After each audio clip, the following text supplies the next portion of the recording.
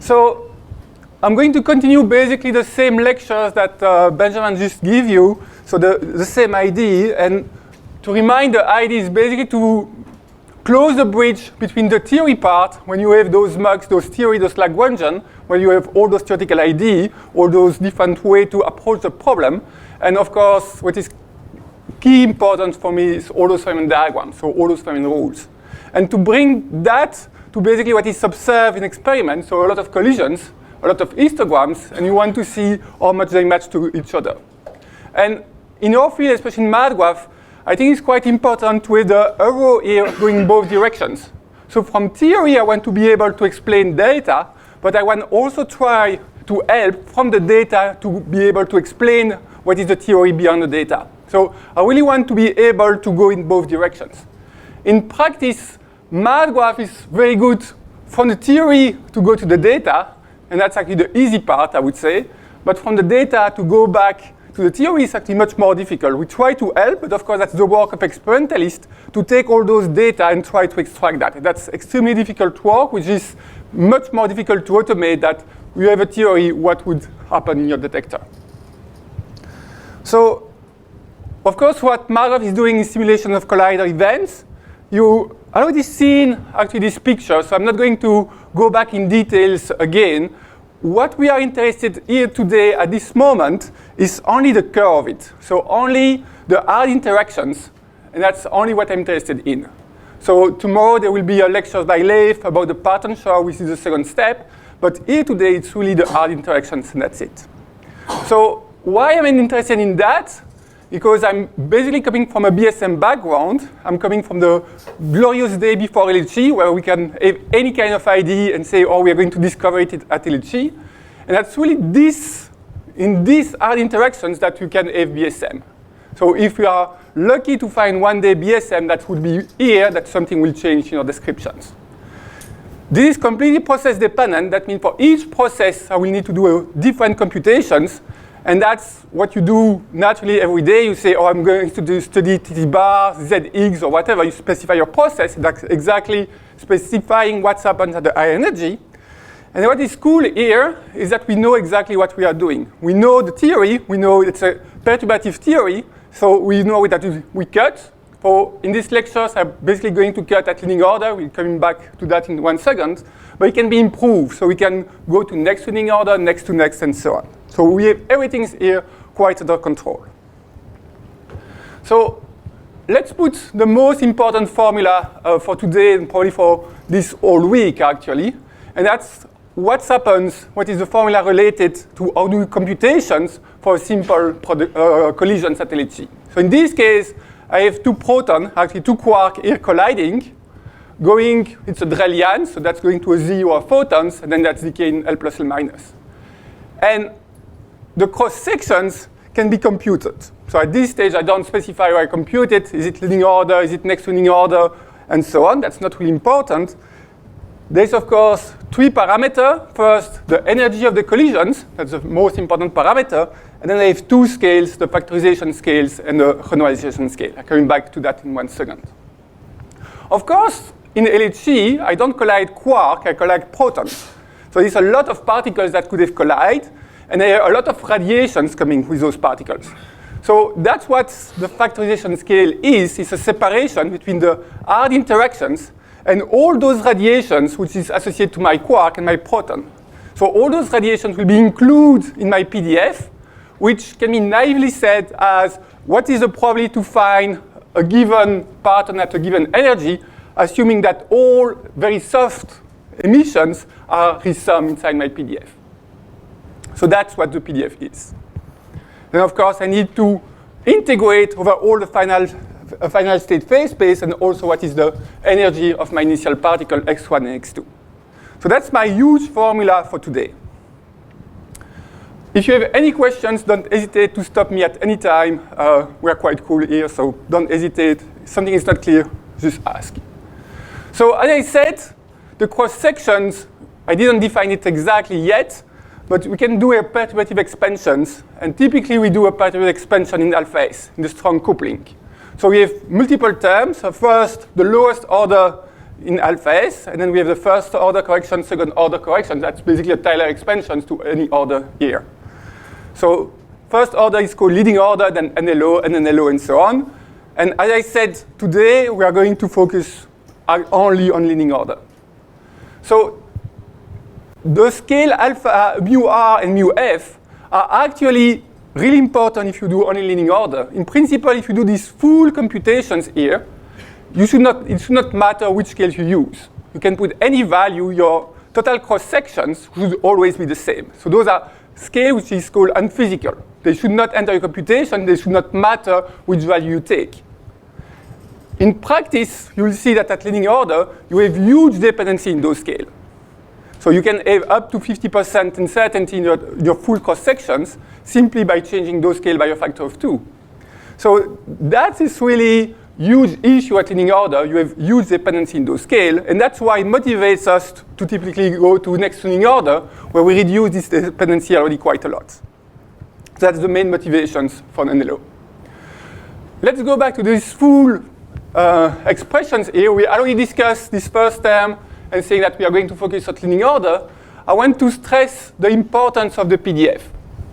So this is quite old table now. So basically, that's different energies, square root of energy. You have this first line here, who was corresponding to the energy of Tevatron in the old days. And this line is the energy of LHC. And you see different process. And some process doesn't scale that much, and some process, like, for example, this one, which is the top, scale a lot. And that's really, the reason for that is not really the matrix element itself, but that's really the PDF. And that's what you can observe here. This is the ratio of the PDF between 7TV LHC and Tevatron. So this is also the fact, of course, Tevatron was PP bar, not PP. And now if you look, for example, to this process, so that's B productions, those are B, so they are very massless particles. So the energy is very, very small. So you can see that in this regime, the ratio of PDF is very small. And that's why that doesn't grow that much. If you go to the next one, I want to focus is the Z productions. In this case, the energy is bigger. But you see still, since you are QQ bar to produce the Z, it doesn't increase your cross-sections that much. It's relatively flat. Now if you go to the top is dominated by gluon-gluon productions. And that's why you have a huge productions increase here, which corresponds to this gluon-gluon ratio between the two. So that is typically what dominates your physics, actually, in a collider. It's really related to your PDF. And that's why these kind of plots are crucial for those days where we are looking, should we go to 27 TV, 100 TV, which kind of process will be available. All those parts will be actually dominated by the PDF, much more than the matrix element itself. Okay, so what to remember up to now?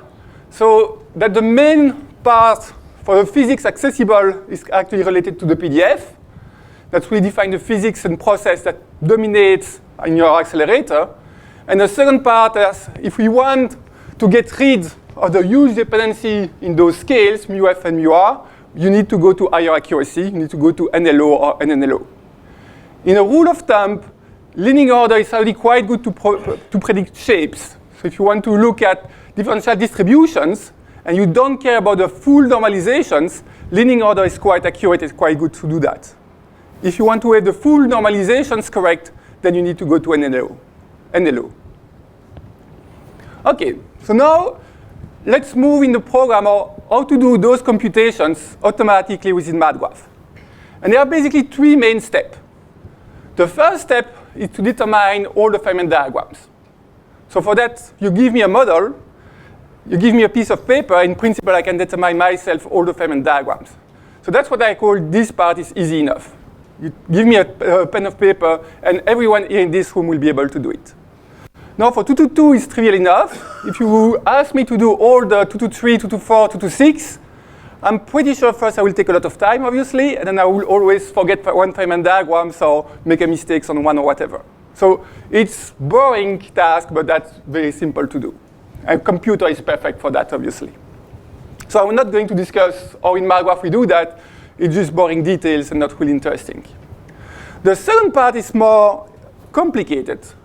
How do you evaluate the amplitude square? So that was already covered actually by Benj in the previous lectures. I'm going to re-explain it a bit, relatively quickly, because it was already explained. And then actually the most difficult part was the phase-space integrations. That's typically that a lot of people say, okay, yeah, it's a phase-space integrations, no really one cares. And say, you just have to do it. It's actually, from my point of view, the most difficult part. Actually, my full thesis was how to integrate some specific functions. And that's really something which is really difficult, how to design correctly and how to integrate correctly a phase-space integrator.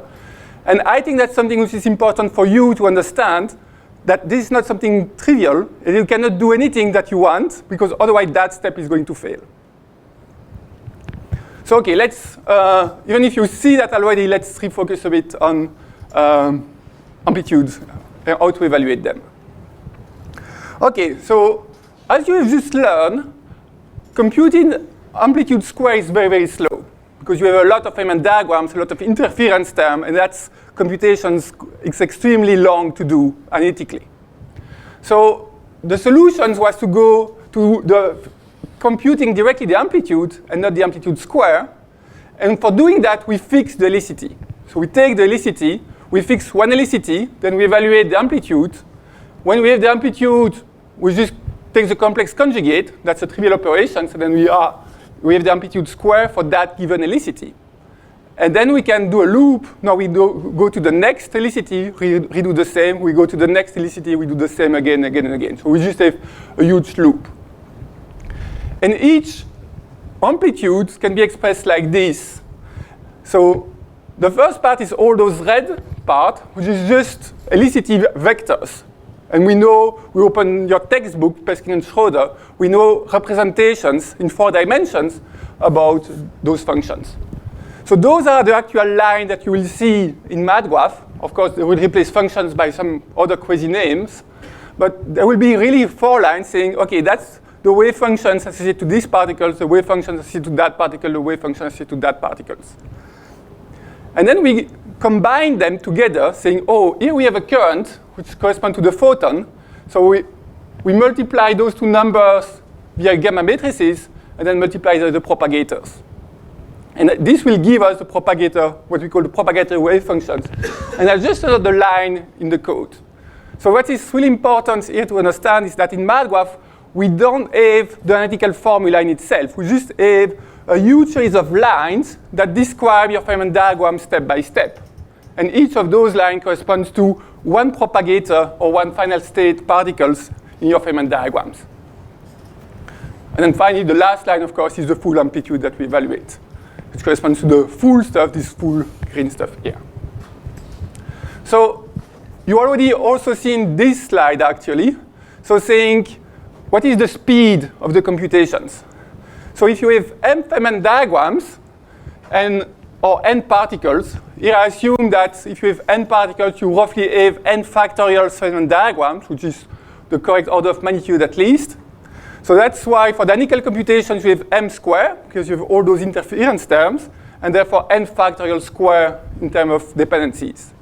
If you go to helicity, now you have the dependencies is only proportional to your number of diagrams, which is n factorial these times. But you have a 2 to the n simply because you have to sum over all the helicity. So you have this growing, which is going back here. So now we can do a bit better in MatGraph, because that's still quite slow. And what we call recycling. Recycling is actually realizing that some part of the computations, in this case this gluon, this current, is actually present in multiple Feynman diagrams. So if I have computed this box, so the u bar v gamma times the propagator j mu divided by q square, I would have exactly need the same computations for these second Feynman diagrams. And therefore, I don't need to redo the computations. And that's basically give you one particle for free. So the time to compute 5 particles, 2 to 5 case, you can go for free to 2 to 6 thanks to that. And that's what is implemented in MatGraph. And actually, it's not only for initial state particles, also in this case, final state particles, you can share in this case as well. So that's a lot of recycling. That's why it's called recycling, saying, oh, when I'm trying to compute these Feynman diagrams, I don't need to do the first step because I already done it. So there are actually a way to go even better than that. And that's something that is not done inside MathGraph, and that's called recursion relations. And that's recombining some propagators together. I'm not going to the details. What you lose as information is the amplitude for each Feynman diagrams. So in the Helicity, even in the recycling case, I know what is the amplitude for each of my Feynman diagrams. And that's something I will use later, so that's why it's important to realize that. In the recursion relations, I'm losing that. I'm computing less number than my number of Feynman diagrams, because I'm summing Feynman diagrams together, actually, in this case. And then, of course, you are going much faster in terms of evaluating the matrix element, but you will have less information, and MathGraph, you will see later, use a lot of information of each Feynman diagram individually. And you will see that in a couple of minutes. OK, so last comment, I guess Ben also told that already. We need all those Helicity routines. So each time it's a line, it's a function, as I said. So we need to hard-code that functions into the code. And that was done originally for the standard model, then for SUSY, then for some X-effective field theory. But each time, for each model, someone has to write those functions for you. And that typically takes a month of work. So what we have done actually now a long time ago, around 2011, is to create Aloha, which is a translator. It takes your model and creates the functions for you. So very simple now, and that allows us to say, from any Lagrangians, you can now go and actually make the actual implementations, generation of events, completely for free without having to take those long time of work. And that's really the job of Aloha, actually. And that's the idea. Any new operators, any new model you want, you can do it now. I like to give credit here to Tim Sledzer for these slides. So Tim Sledzer is the original author of MathGraph back to 94, if I'm correct. So the real first author of MathGraph was creating this slide, actually. I like it a lot. OK, so what to remember? Numerical computations are faster than analytical computations. That's a key point. And then, basically, we are able to compute matrix element for large number of final states. Large still means quite small, right? It's 6, 8, sometimes a bit bigger than that. But it's still quite small compared to what we'll learn tomorrow when with Parton Shore we can go to hundreds of particles. So large is, you need to be reasonable what it means by large. We can do it for any BSM, and actually we can do exactly the same for loop. So loop are a bit more complicated. I don't know if Washeng is going to enter in details. Yes? So you will see also that the same infrastructures can be used for loops. OK, so next part, Monte-Carlo integrations and event generations.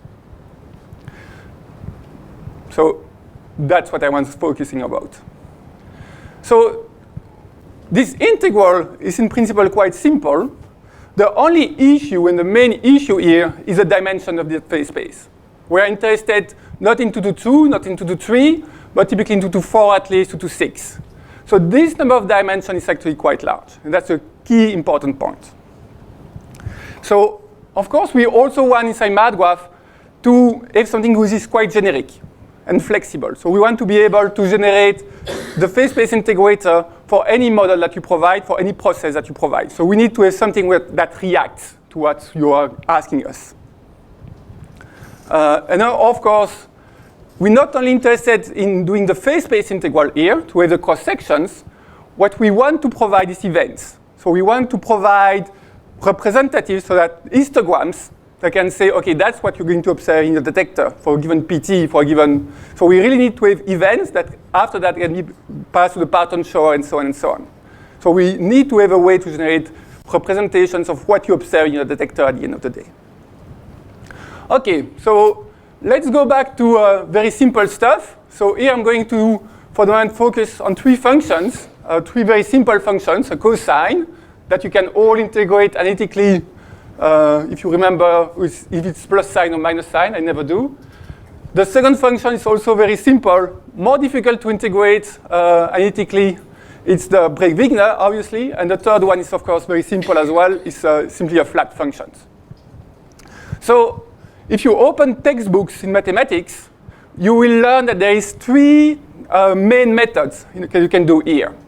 And they are called Monte-Carlo, Trapezium, and Simpson. And here I present you the speed of those methods. So Monte-Carlo is actually the worst. It's 1 over square root of n. N is the number of times you need to evaluate the functions in order to get a given error. So the power is very slow, so that means you need to really evaluate a lot of times your functions. While Simpson is 1 over n4, so that means you need to evaluate much less times your functions. So it's much better, in this case, to use Simpson. To prove you that, this is an example with different value of n. So if I'm evaluating 3 times my functions, I have this number for Simpson, 0.638, while I have 0.3 from the Monte-Carlo. If I'm going to 1,000 events, Monte-Carlo start to have a number which is kind of close of this one. And why, if I'm going to those numbers, I have something extremely precise for Simpson. So that just gives you how much slow Monte-Carlo is. Monte-Carlo is really, really slow. So if I ask you which method is going to use MathGraph, who is going to answer Monte-Carlo? No one. That's surprising but good. Who was going to say Simpson? A couple of people. And so those who say Simpson are actually wrong. We are using Monte-Carlo. And then that sounds stupid, right? I just tell you how slow Monte-Carlo was. And the reason is if you go to higher number of dimensions. So this was the case in 1 dimension. If you go to a higher number of dimensions, you see those numbers here, if each times divided by d.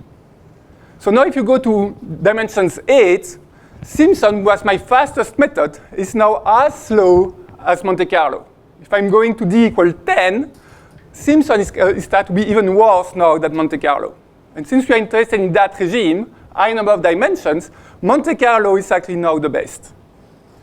Doesn't mean it's extremely fast, it's still extremely slow, but now it's the best method. So that's why we are going to Monte-Carlo. So to explain what Monte-Carlo is just you take random numbers. So you take any random numbers between 0 and 1, completely arbitrary. You don't have any picking, or I'm going to take a number more in that direction and that direction. It's completely random. And then you evaluate the functions, and you take the average. And that's what this formula is. You take n random number, and you take the average. And if you take enough numbers, this is going to converge to the true value. And in order to have an estimate of the error, you typically estimate these functions, which is the variance of the functions. And the actual error is the square root of the variance, of course, divided by square root of n. So the more number you use, the more accurate will be your result, obviously. And that's what I said before. Yes? This is from the Monte-Carlo method? Yes. The error is, in Monte-Carlo is always like this. What about the other methods? So in other methods, that's go back here, the error will be like this one. Times also a prefactor, which is typically also related to the variance.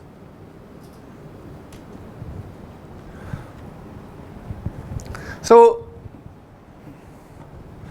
now we can think which one of those 3 functions is the easiest to integrate. And you can really think 2 seconds on that, and the answer is quite simple. If you know that V is the variance. So the variance means how much you fluctuate compared to the average.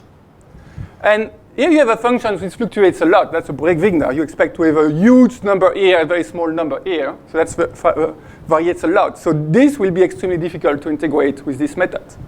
This one is going between 0 and 1. It's a quite smooth function, a cosine. So that will not be too difficult to integrate. But this one is a killer, because that's a function which is flat. So if the function is flat, it means the variance is 0. In other words, in order to integrate this, you only need 1 point. And in 1 point, you have the perfect result, and you have the correct. If you take more points, you are just wasting your time, but you're still always going to get the same result. And that means that we can use tricks, actually, to try to have the variance as small as possible. And that's what we are going to do now. It's called important sampling. But the idea behind important sampling is trying to change the functions so that the function is now flat. In order to do that, I'm going to do a change of variables. So I'm going to multiply and divide by the same number, 1 minus cx squared, which is in this case the Taylor expansions, basically, of the functions. And that is represented by these red curves. So you see it's very close, of course, to the cosine. That's a Taylor expansion. And now I'm doing my change of variables. So I'm taking this, defined as dk, and then I'm taking the change of variable associated to this. And the functions that result is actually this one. And of course, it's relatively flat because I'm dividing the cosine by the Taylor expansions of the cosine, and by construction, that should be relatively flat. So this function now is relatively flat, and therefore you expect that if I'm now integrating these functions, which for the cross sections will give me exactly the same number if I'm integrating this one. I didn't change anything. I'm just doing a trick here. Now I'm going to be faster because my function is much more flat. The variance is reduced. So if I'm comparing the result, so this was the result in the first case. So I have, of course, the same value for the cross sections in both cases. So 0.637 in both cases.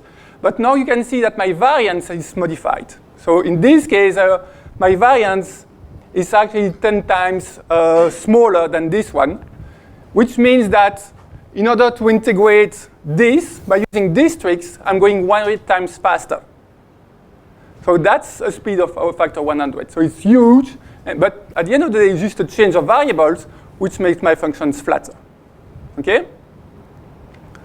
So I just want now to, we can do the same for the Break-Wigner, and here the change of variable is a bit different, but it's well known in the community, it doesn't matter too much. I just want to justify why is it called important sampling. And in the normal Monte Carlo, the probability to take a point here or here is the same. And now the probability to take a point, I show that by these purple curves, which is what is the probability to probe a given point. And the idea of Monte Carlo is everything is probably flat. So that's why this function is always 1 or always a given number. So that's the probability to pick a given point. Now if I'm doing my change of variables, what actually I'm doing, I'm saying my code, when I'm probing these variables, I'm actually going to probe my real invariant mass, and most of the time I'm actually going to evaluate the functions here. In other words, it's important to have the integral correct, that I know precisely what is the value close to the peak. I don't need to know too much about where the function is small. So that is why it's called important sampling, because I'm going to probe not flat anymore like in the standard Monte Carlo, but I'm going to probe according to the functions. The more often, why the function is high, I'm going to probe quite often, and when the function is small, I don't care too much, so I'm going to probe very, very rarely. And that's why it's called important sampling, because it's you're probing according actually to the function itself. Okay? Yes. So why I want to stress that a lot, because it has one impact for you, is when you impose cuts. So when you impose a cut in MATLAB, let's say you put a cut in invariant mass, like in this case here, you're going to change your functions quite a lot. And MATLAB needs to react on that in order to change the way we probe the phase space, in order to include the fact that there is a cut. And in normal MATLAB, what we are going to do, we're going to change the phase space, and therefore say, oh, now your function is 0 in this case, so we need to know that, and basically try to not probe this part at all. Because it's 0, we don't need to probe it. And we try to do that analytically. There are sometimes users who doesn't use the predefined cut that we allow, and that's where we're using that. They just go inside the code and hard-code their cuts. In some cases, that's the only thing you can do if it's complex cut. What's going to happen in this case is this. Your function will be cut, but MATLAB has no idea that you have put the cut there, so MATLAB is still going to integrate as normal, at least at the beginning, and then will react, but much later. And in this case, your cut is relatively mild, I would say, so MATLAB is going probably to converge normally, no issue.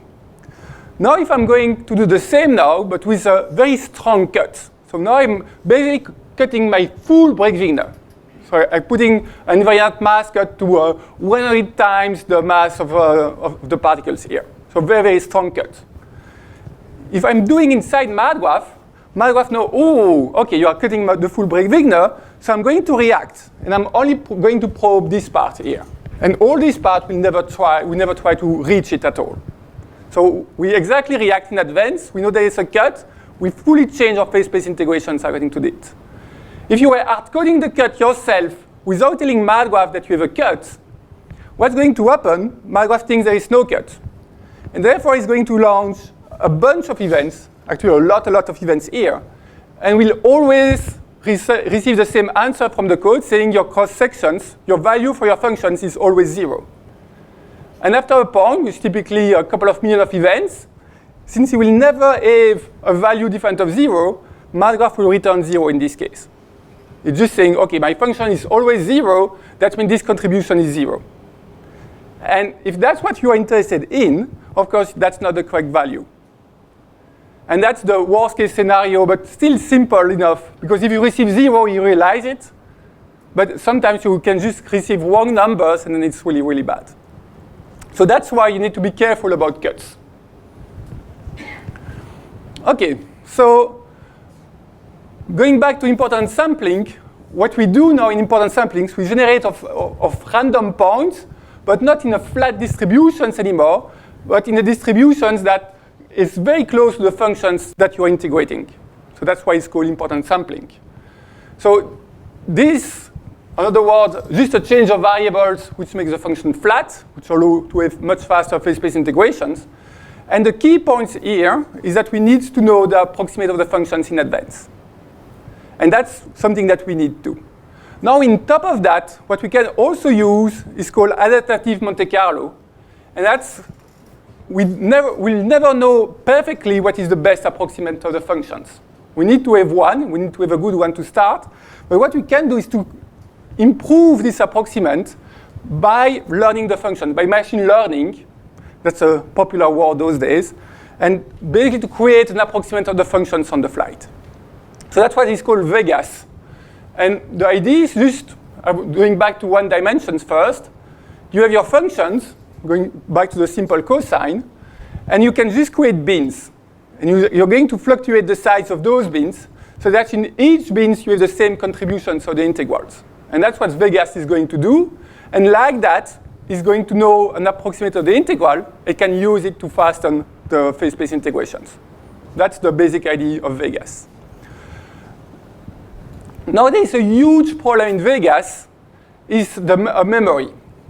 So you need to do those histograms, and if you go to n dimensions, the number of squares that you need to have go like n to the power of d. So that's grow very, very quickly. Very quickly, we don't have enough memory to store all those numbers.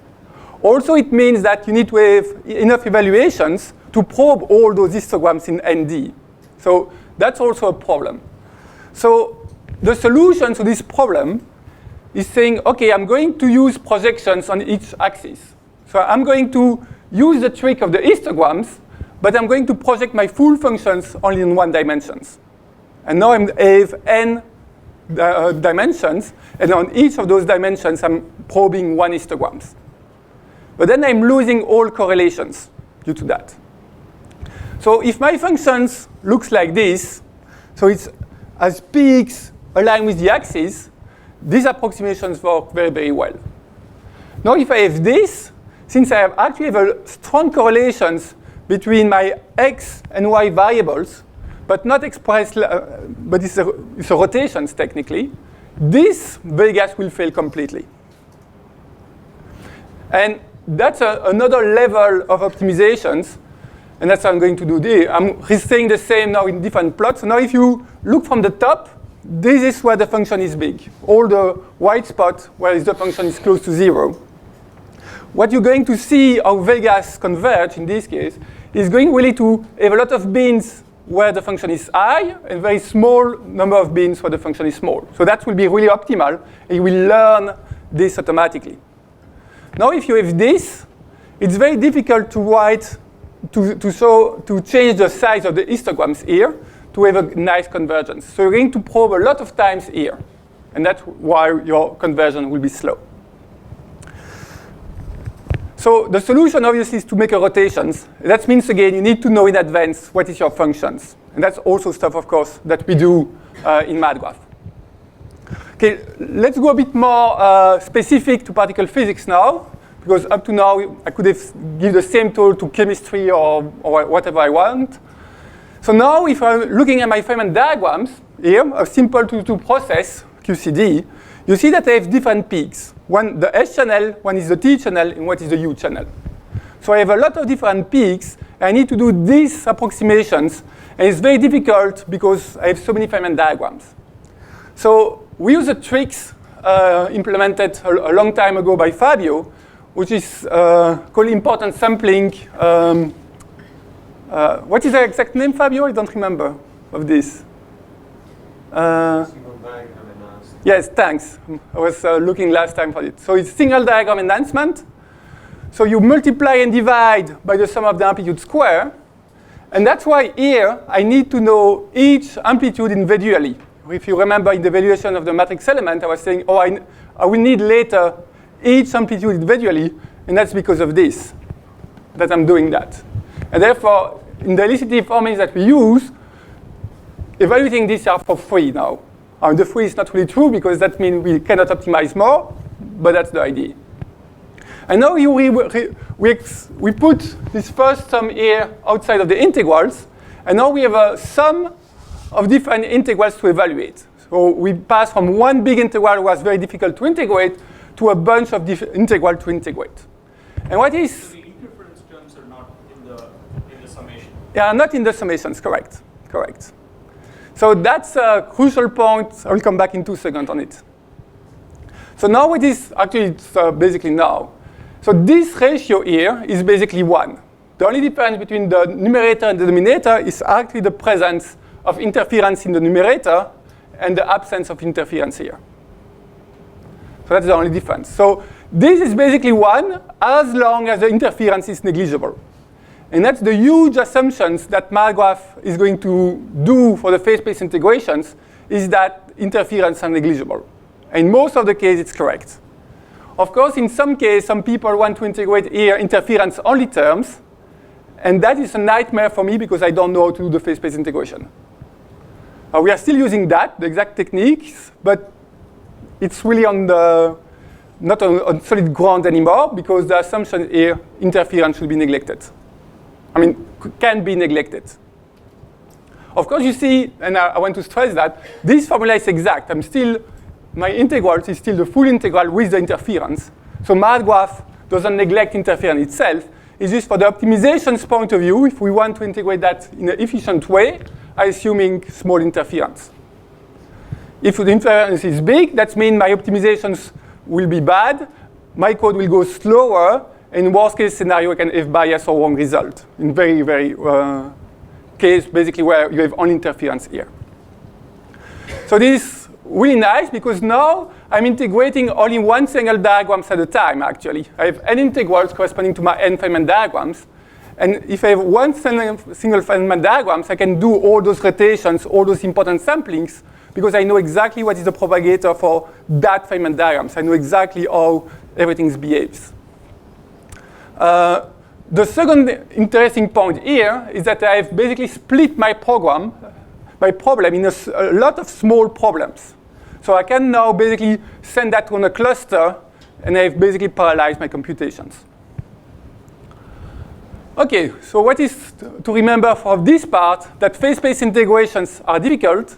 You need to know the functions you integrate in advance, and therefore you need to be careful with the cuts.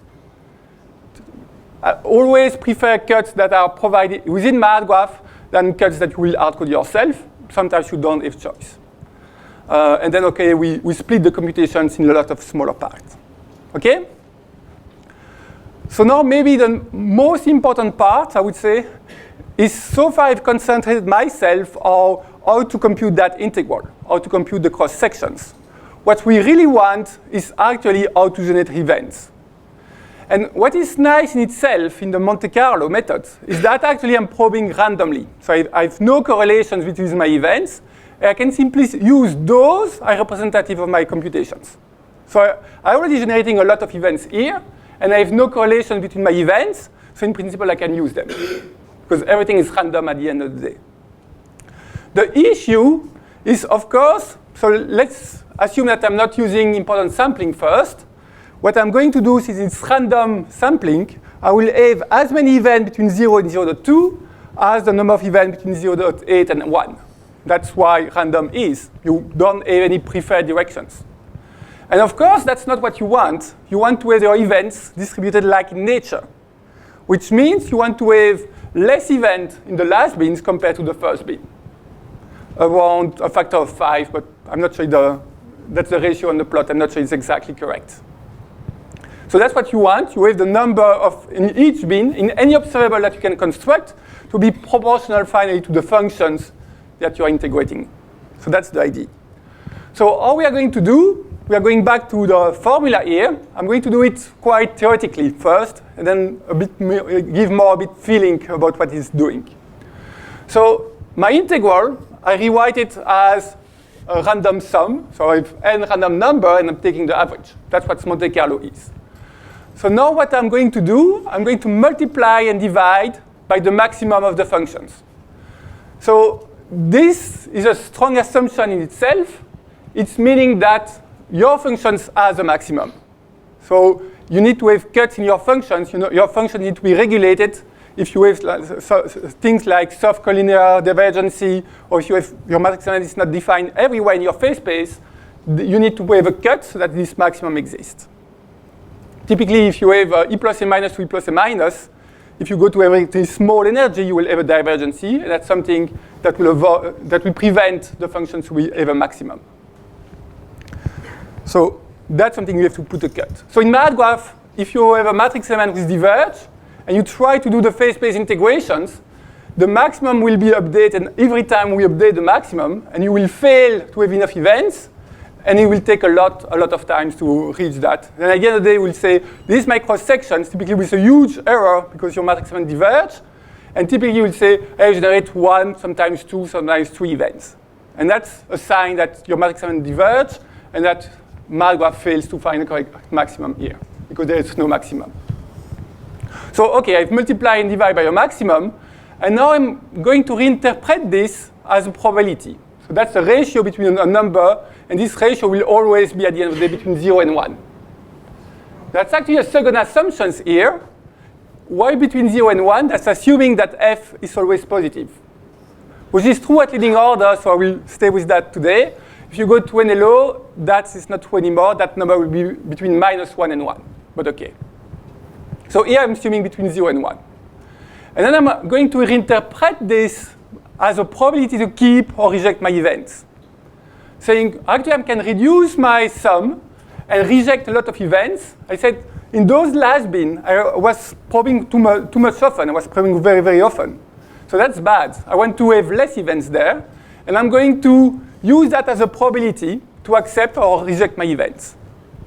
And when I'm doing that, I'm going to now, probing the lottery, reduce my sample size. So I will have much less events at the end, but they will all have now the same probability at the end. So that's why I call unweighted events.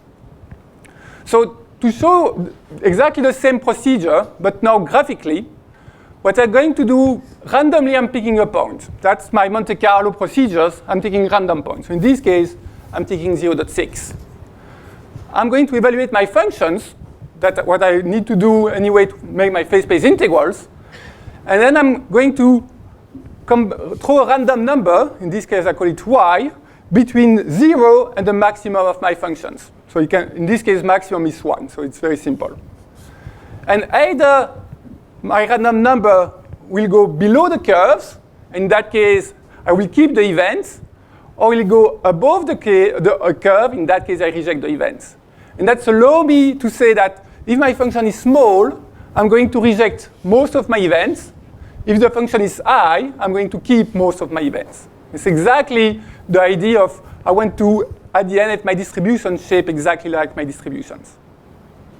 But I don't need to have one bin, any binning or anything. So that will be true for any observables that you can build. So it's not using TT bar, PT, or whatever. It's really any observables in that procedure will work.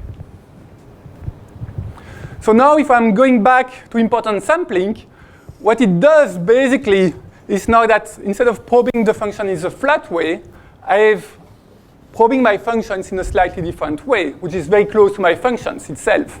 And therefore, the efficiency of unweighting is much higher. So it's basically the same idea actually in both.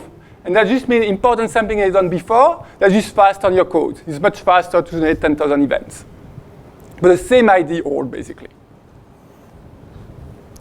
So one key difference between normal weighted events and unweighted events is how you fill histograms. In principle, for each event, unweighted, you have a different contributions, which is the fact that, oh, I'm probing a place where my function is high or my function is small. After unweighting, you always enter 1 in your histograms, whatever events you get. And one key importance between those two is that in this case, your histograms typically have million of events.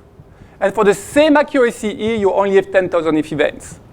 And that's crucial if you want to pass those events to pattern shower, and even more important at the end, to event reconstructions. Doing the full event reconstruction in CMS and Atlas per event takes around 1 and 2 minutes. So it's extremely slow. So if you need to do that for 1 million of events, with a lot of events which contributes very, very smallly to your total cross sections, it's a huge waste of CPU time. And actually now already, CMS and Atlas we don't have enough CPU time to do these full reconstructions most of the time. So they are really limiting factor. So going to there to here is really important for them, obviously. Okay, so the summary, the bad point of Monte-Carlo, and I stress that enough, I guess, it's extremely slow. It's the best solution, obviously, but it's still extremely slow. You need to probe your functions a lot of times. And in order to have it faster, we need to know the functions in advance, which is a bit counterintuitive. If I know the functions and the primitive in advance, I'm much faster, but that's actually what it is. We need to know all the knowledge that we have in order to have that fast. So the good point is that you can basically implement your cut if they are small enough. Implementing a cut is quite simple. It's quite simple to estimate the error because you can estimate the variance as well. And therefore, the last most important point, the procedure of unweighting. And that's really important for experiments. Okay. It's a good time to sum up now what we have done so far. I still have a couple of slides after that. So what we have interested so far is these huge equations.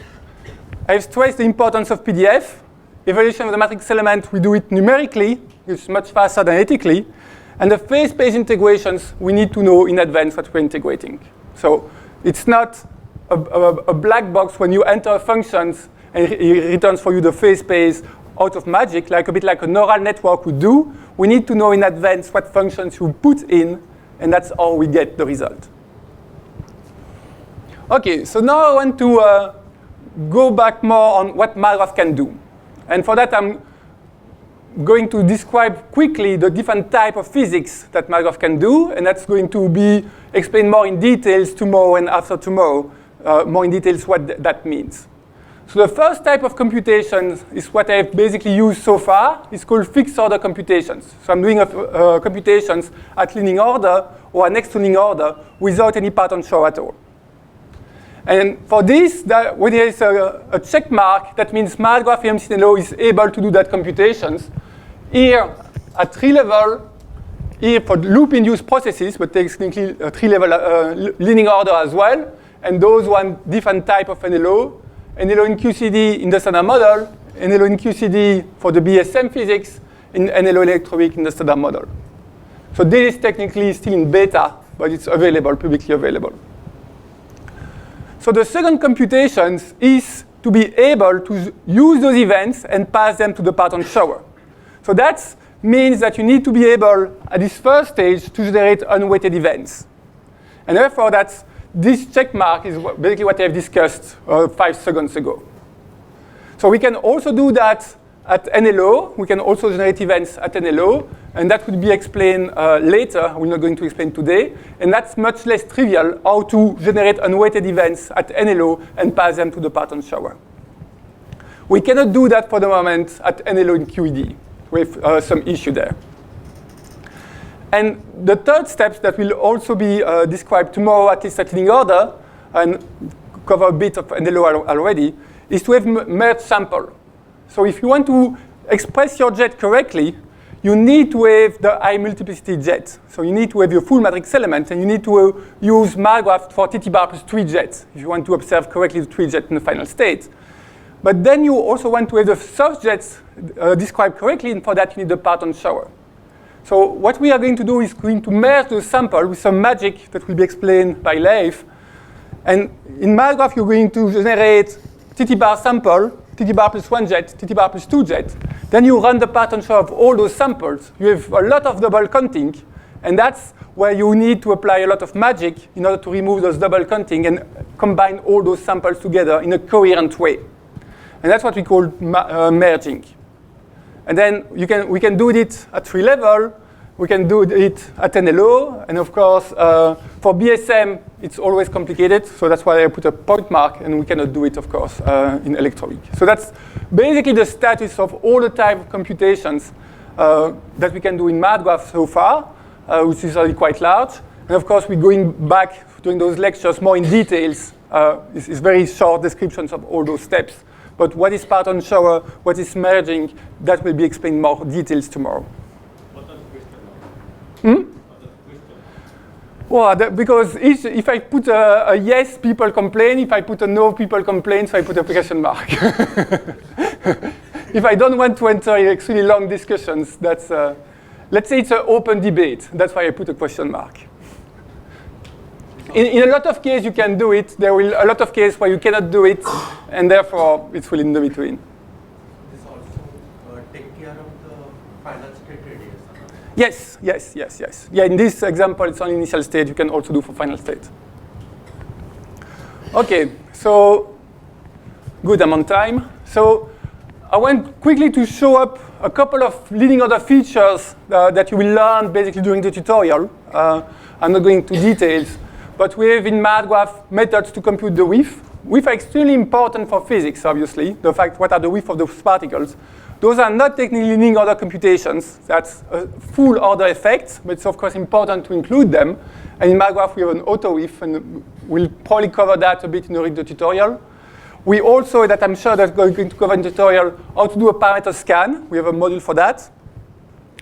What is quite important, and I like this plot a lot, is systematics and reweighting. So we have a couple of reweighting features in Markgraph, and this one is the most important. So I told you before, you have a huge scale uncertainty at leading order.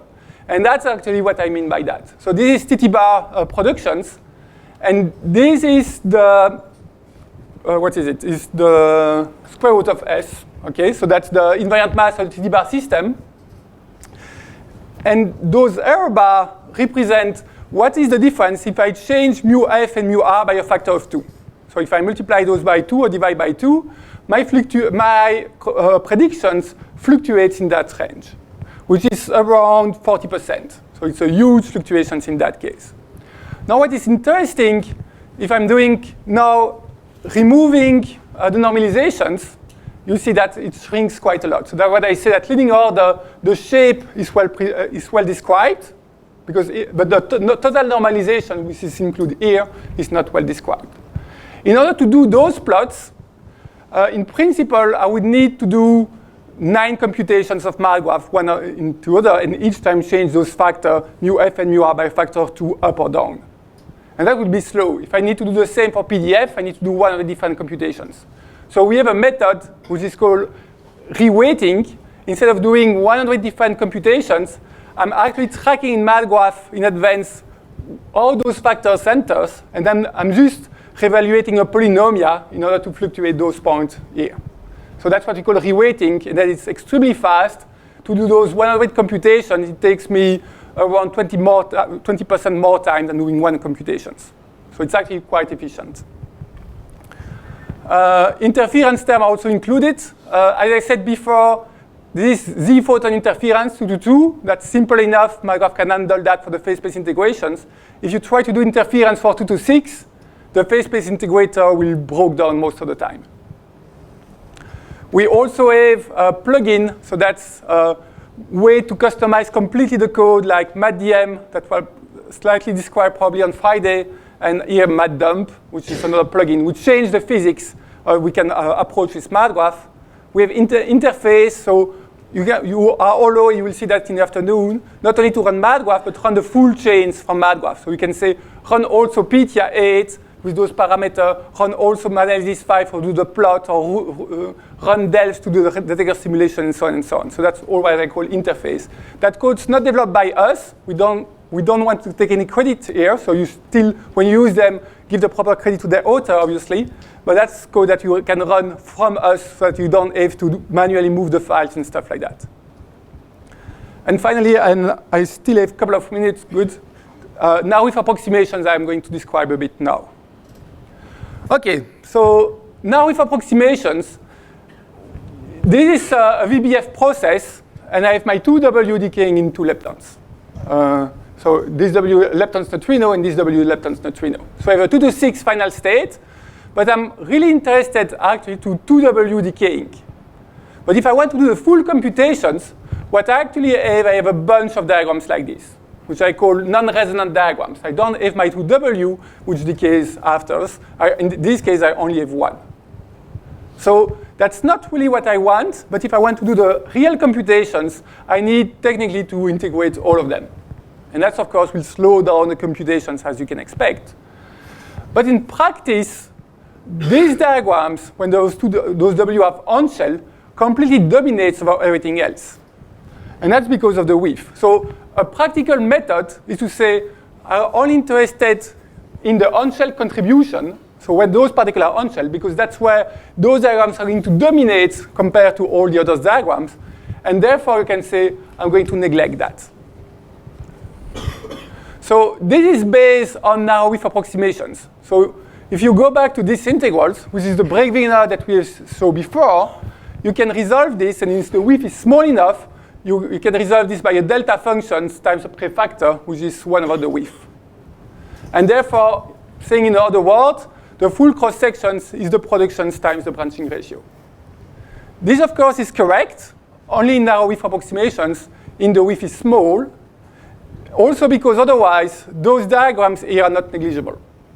So I've seen a lot of people using the fact that they can only keep those diagrams, even when the width of those particles, in that case BSM particles, are 20% times the mass, or even 100% times the mass, when the width is as big as the mass. Of course, in that case, you cannot neglect the interference term. There is no enhancements to use the break-Wigner, and that's a bad idea. So my message here, and that's really why I wanted to show this, is MatGraph is, of course, doing hypotheses when it's going to computations. Hypotheses like the maximum exists. You have to put cuts, otherwise MatGraph cannot integrate infinite numbers, obviously. But also like, if you only select those diagrams, you actually have hypothesis that MatGraph will not check for you, is that you are in our approximations. The width of those particles need to be much smaller than the mass. And that's something that you need to check when you're doing the computations. Otherwise, MatGraph will go probably in the wall doing return bullshit result, or clearly at least not physical result, because what you ask is unphysical. Yes, of course, also a comment I have often, this formula is an approximation, obviously, and therefore MatGraph will not use most of the time this formula itself. It's going to do the full phase space integrations up to cuts, and those cuts are really important. So that's I say, we recover by introducing break-Wigner cuts. So we do the full phase space integrations up to cuts. If you remove those cuts, that's something I see a lot of people doing quite often. You actually allow to be extremely far in the tail, where again, those interference terms are important, and they are extremely important to recover gauge invariance. So if you don't put those cuts, then you're allowed to go to regime where you miss those interference terms that restore gauge invariance, and therefore you can have unphysical growth of your cross-section and stuff like that. So that's, again, those cuts are really important to preserve gauge invariance. And I see a lot of people who try to bypass those cuts. Okay, thanks to that, we can do process like 2 to 16 in this case. I even see once 2 to 18. So extremely long phase-space integrations. But these has a lot of particle on-shell whose decay to on-shell particle and so on and so on. But that's one of the most number of final states we can ever do in math graph is something like this. Okay, so that brings me to the end of my talk. What I want you to remember for today is first, analytical computations is slower than numerical methods. And that's quite important for me because a lot of people came with me, oh, I know how to compute that matrix analytically. Will it be faster? And the answer is typically no. Also because I need not only the full computations, but the amplitude individually, actually. We can do any BSM model at leading order, but actually now more and more at next leading order as well. So we have the full chains actually now to do NLO as well automatically. The phase-space integration is slow. We are using Monte-Carlo method, which is slow. And therefore, we need to know the larger functions. Therefore, be careful with cuts. Event generation are kind of for free. We use Monte-Carlo, so we have no correlation between our events. So we can just use those ones. We just need to select them to shape like the detector, but that's very simple to do. Everything is automated. You will learn how to use all those stuff this afternoon in the tutorial. During that time, test as much as you want. Come back to us if you have any questions. If you don't understand something, that's really an opportunity for you to learn and to communicate with us, obviously. And for us to learn what you don't understand, what is not good in our code. So don't hesitate to criticize. This is too complex or whatever. That's really useful information for us. And of course, what is important, and that's why those schools are done as well, you don't need only to use the tool, but you need to understand what the tool is doing and what are the whole hypotheses behind the tools. Because if you are not in the hypothesis, most of the time the tools will not realize itself that you are slightly or completely off limits, and therefore you will go to uncharted territory and a number which is exactly as you ask without the hypothesis, a number you cannot do anything with. Okay, thank you.